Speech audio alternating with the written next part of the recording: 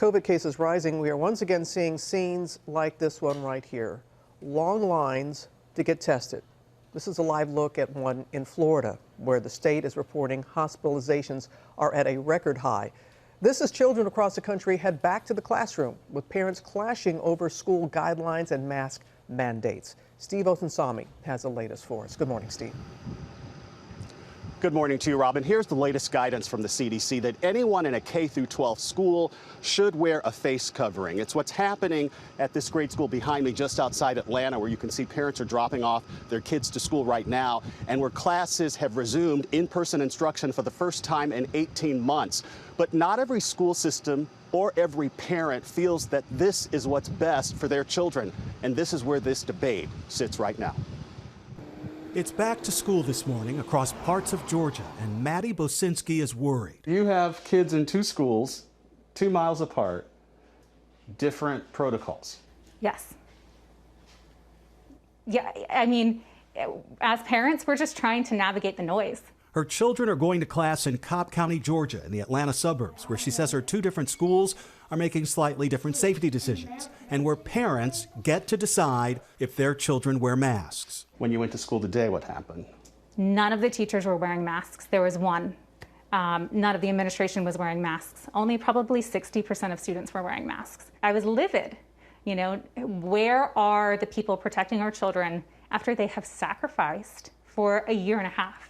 The CDC changed its guidance last week, saying that because of a rise in new cases and the more contagious Delta variant, that it's a good idea once again for everyone in a K-12 school to wear a mask. While we desperately want to be done with this pandemic, COVID-19 is clearly not done with us. But from state to state and school district to school district, they're making different rules. And in every place, there are parents who disagree.